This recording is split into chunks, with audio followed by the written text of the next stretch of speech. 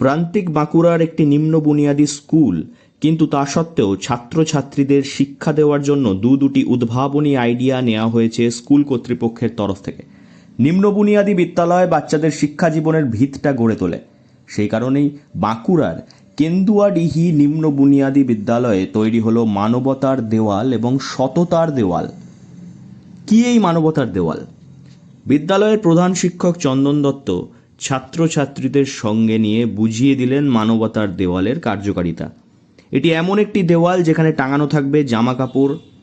টাঙাতে পারেন যে কেউ। যে জামা কাপড় ব্যবহার করছেন না বা প্রয়োজন নেই, সেই বস্ত্রগুলি মানবতার দেওয়ালে টাঙিয়ে দেওয়ার অনুরোধ করা হয়েছে।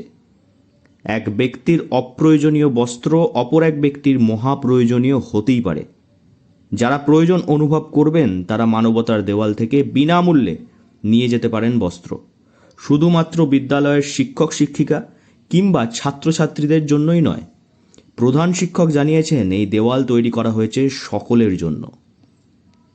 যেহেতু আমাদের একবারে শিশু বয়সে আমাদের স্কুলে বাচ্চারা পড়তে আসে, কাজেই প্রথম থেকে শিশু বয়স থেকে যদি তাদের মনের মধ্যে সততার পাঠ, মানবতার পাঠ বা সমাজ সচেতনমূলক বার্তাগুলো যাতে তাদের মস্তিষ্কের মধ্যে ঢুকিয়ে দেওয়া যায়, তাহলে হয়তো পরবর্তী ক্ষেত্রে তার জীবনপথ চলার এবং সে একটা ভালো মানুষ হয়ে উঠতে পারবে। এই চিন্তাভাবনা থেকে আমি এগুলো করেছি। মানবতার দেওয়ালের পাশে রয়েছে সততার দেওয়াল। সততার দেওয়াল অর্থাৎ এই দেওয়ালের সামনে ছাত্রছাত্রীরা নিজেদের সততার পরীক্ষা দেবে। সততার দেওয়ালের সামনে রাখা থাকবে ছাত্রছাত্রীদের প্রয়োজনীয় পেন পেন্সিল, খাতা এবং অন্যান্য সামগ্রী। যে সকল ছাত্রছাত্রী পেন পেন্সিল নিয়ে আসতে ভুলে গেলেন এবং এই সততার দেওয়ালের সামনে থেকে তারা তুলে নিতে পারবেন তাদের প্রয়োজনীয় সামগ্রী, তবে দিতে হবে মূল্য।